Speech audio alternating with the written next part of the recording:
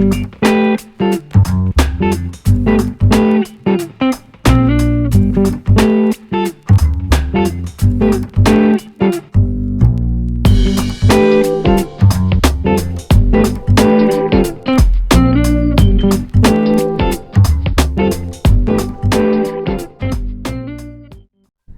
everyone, welcome to my garden. So today I'm going to plant a few things, but also I wanted to update where I am with this project. And we haven't done video in a couple of days, but mostly I've been just working the soil really to try to get going. And we had such a hot weather. Last whole week was upper 90s, close to 100, and I think we had a couple of days that was 100. And tomorrow we are going to have 104, I believe. So we had very hot weather here in France for last week especially. So anyway, I think it's starting to cool down starting maybe Monday. Really excited about that, but mostly I've been just keeping up with watering, trying to keep all the plants alive and healthy. But anyway, just wanted to update you with this project that we did. We planted Poet's Wife roses, David Austin roses here, and I wanted you to see how many buds I actually have now, and look how beautiful these flowers are. I am really amazed how big the flowers are. They're just really beautiful. And I mean, this has been here probably for good 3 or 4 days already. So it's almost fading away, but it's still looking really beautiful. And the flowers are really long lasting, which I really appreciate about about these roses. Just beautiful color, very healthy, really excited. And I really like how the hardy geranium roseanne is complementing the yellow. Really love it. But I also wanted to say that well, first I wanted to say that I wanted to plant roses in these containers just because I love roses. It's like constantly, anytime, anywhere I find a sunny spot, immediately I think I should plant rose. But one of our viewers suggested that I should probably plant boxwood, and honestly, I haven't been. I've been constantly thinking about that idea. I think it's such a great idea, and I think I have to probably go with the boxwood because it will bring beautiful formality and green structure into this area. So, but I am debating if I should get like a round ball boxwoods or maybe cone shape, and that would also I'm thinking the cone shape would actually allow me to plant some things around it also. Anyway, put it on my comment section if you guys have suggestions on what you think, the round or the cone shape. Clearly the round will get big and kind of cover the entire container. Cone shape, I'm hoping to keep it in a trimmed where I can still have some things around. I'm not sure anyway, but I probably have to wait until spring, or we'll see if I can save it for this year. I don't know, because they can be very pricey, but I think that's what I'm going to go. And thank you for that suggestion, because it's really, I'm excited about that. So, but I also wanted to update you on my not geraniums, I'm sorry, hydrangeas. So we planted hydrangea blues in my last video. So they are acclimating. They are doing actually pretty good. So this one, I might need to go ahead. Let me grab my scissors. I had it here somewhere.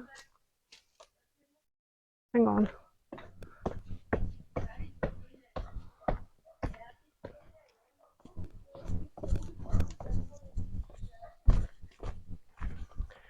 So anyway, I think the hydrangeas are doing really, really good. What I've been doing is I have 2 umbrellas here.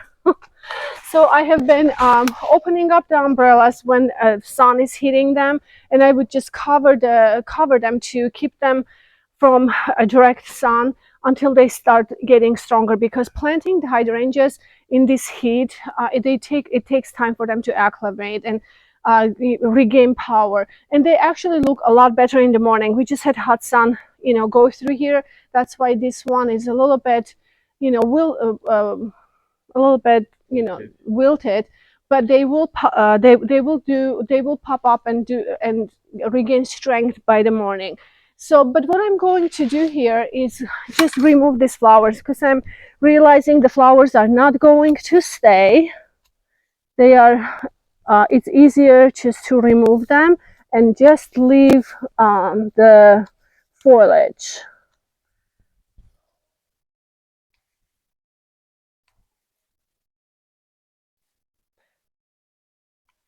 I will leave the other ones maybe. And there is another, like right here, you can see there is one that is all producing new blooms already right here. It's looking quite healthy. These ones are a little wilted, but they will pop up. You can see it's actually in a really good shape. But I will remove these flowers just so it doesn't take so much energy from the plant while it's trying to get used to the new area. So anyway, this is about the hydrangeas, and I think they will do well. I was very concerned about the hot afternoon sun going through here, but honestly, I'm realizing that it's not going to be a problem because it comes through here kind of briefly, especially when I finish with this area, get my other plants in. I think they will help also to protect them from the direct sun. So anyway, I think it's all going to work out in the end, but I love it. It's so far so good. So here today, what I'm going to do is plant ice plants. So you guys, I we placed these bricks here, and they have basically I just filled them with the soil. When we were working the soil, I started filling them to kind of keep them heavy to stay in place. Then we removed these big rocks from here. Look how much rocks I have removed from just this area. And you can see I dug from here all the way. All the way here is dug. Last night, well, here I have two circles together. I leveled it with my level, put it all together. And then I just filled up basically with the soil, and the topsoil is actually pretty good soil because I thought I can plant some annuals here as well. Eventually they will look really nice. Then last night I had a little bit of a sunlight or daylight left after watering and everything else, so I came in with the pick and I went through just digging and loosening the soil right around here. So then I have to go through, you know, in this area as well. And then I'll just have George maybe just bring a tiller a little bit, help me out with those big pieces, you know, so it will be a little bit workable for me. So we'll do that afterwards. But here I'm going to plant a beautiful tree today. It's called Snow Fountain Flowering Cherry. It's an ornamental cherry. And I had this cherry tree, goodness, probably I think was it early June when I purchased it online.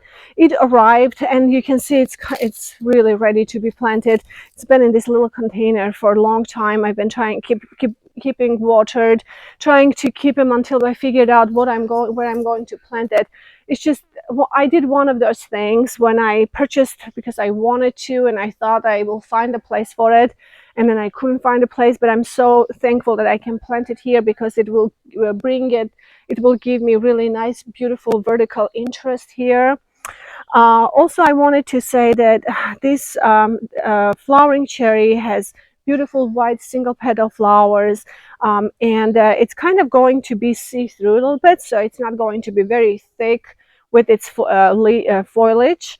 And also it's going to go up about 8 to 15 feet tall, so it's going to be, you know, quite tall in here, and I'm hoping that it's not going to interfere with this pine tree. And I thought, you know, if it's necessary, I can maybe trim it a little bit so it's not going to be a problem. But I think it's going to be gorgeous in the spring. And I believe after the flowers, it's going to have just a small decorative fruit, not edible clearly, just because it's a decorative tree, but we'll just leave it probably just for the birds. Birds will take them.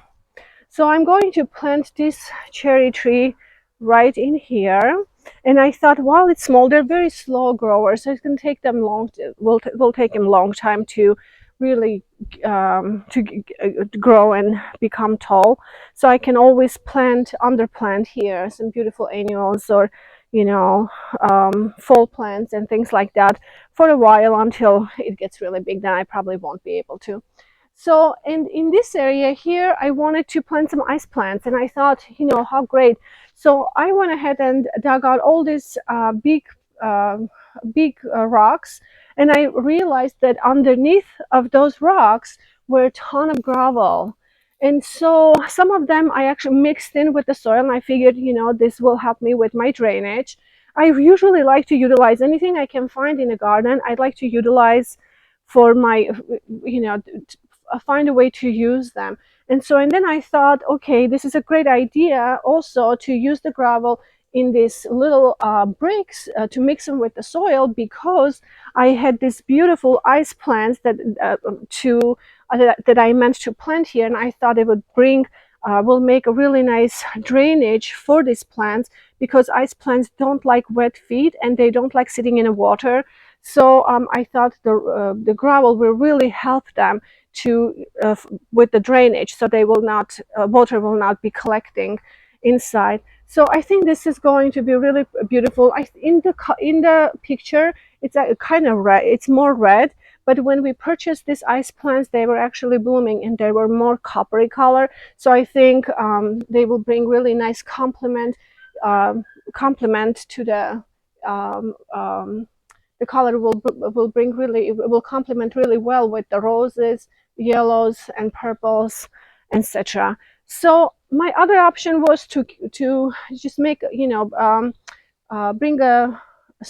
or set a stone and cap these bricks. But I thought, why not? It would be easier and more beautiful to have this ice plants kind of falling down and dripping over these bricks and softening it and making kind of beautiful carpety, giving kind of a carpety look. So anyway, these ice plants, actually I had several when I was growing in my Colorado garden. They come in many different colors, beautiful colors, whites and yellows, and there was some reds, purples. But anyway, I used to have some of them in Colorado. I really, really like them. They're pretty easy to grow. They just don't like to be too wet, too much water. And also they're hardy to zone 5 through 9. I think zone 5 through 9. So anyway, for the colder climates, this is still pretty good hardy plants to grow if you have this kind of a rockery areas where you can, plant them and make it look to bring interest to those areas. So I'm going to plant them here, and then I will go ahead and plant the cherry tree here. So, and I forgot to mention that for snow fountain cherry tree is also recommended for zone 5 through 9, and I think personally that zone 5 is a bit cold. I remember when I was gardening in Colorado, I really wanted to plant ornamental whipping cherry trees. They're beautiful, but unfortunately I really think that zone 5 is a bit cold for them. I don't think they will survive like Colorado winters anyway.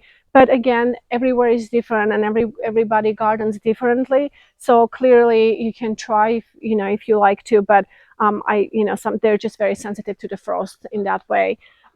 Anyway, you guys, so this is what I'm going to do today. I'll go ahead and plant, but I love how everything is coming along, and the fun part is taking just a rough area like this and turning into this beautiful place. So I have some ideas, and we'll go with you step by step. I'm really excited to take you to this journey with me, just like I created the entire garden. This is just one part of it that I basically start from the scratch and slowly work and make it totally transform it, I guess, rather to a beautiful spot. And so anyway, I have a really interesting ideas. I hope you guys will like it, but I'm really excited how it's all coming along. But step by step, we'll go ahead and start this garden. And then our neighbors are going to take these big stones, I believe, because she asked me about it yesterday, and I think they match with some of the stones that they already have. So we'll have them use them. Anyway, we'll just go ahead and get them planted.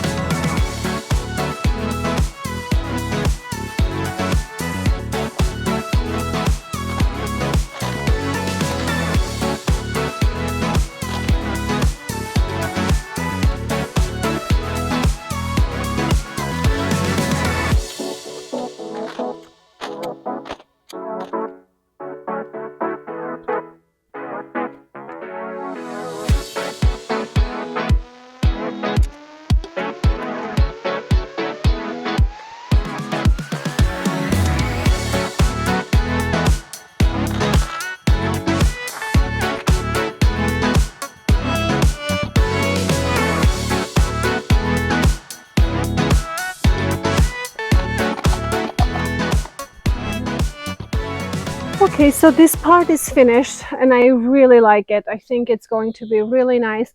And just wanted to say that I didn't amend the soil at all. Basically, all I did is use our native soil and mixed with gravel with it just to help them with the drainage. Um, for us, we have very wet fall and winter time, so we get lots of rain, and the biggest thing is for them not to sit in a saturated water. So they need to be free draining, and that gravel is going to be key for that. And I really like it because I can use these areas in a little as like a little containers, which is going to keep the water drained. Because if I tried to plant them in a regular soil, and in the wintertime it gets so heavy wet that they just really don't survive in it. But I think in these containers it will be great. It will be perfect spot for them. I'm really excited about it.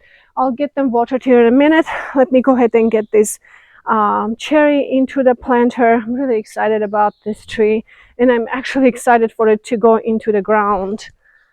So I think this might be the center. I'm eyeballing it. Basically, probably just look from here to see. Yeah, I think that's pretty.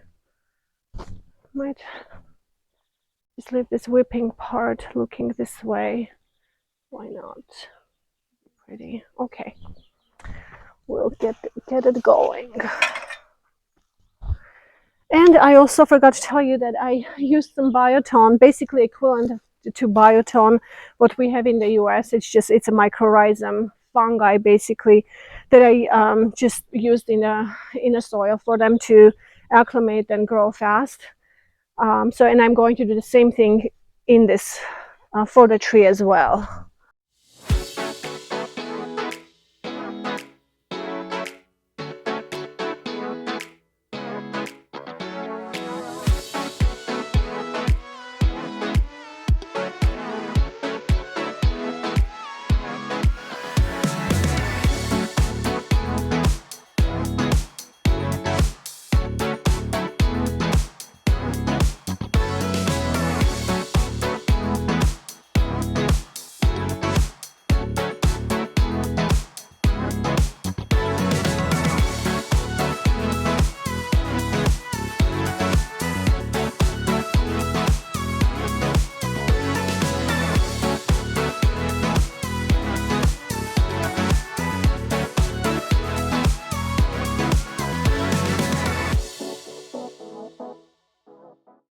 Okay, so I'm going to finish up my watering. This will be all for today.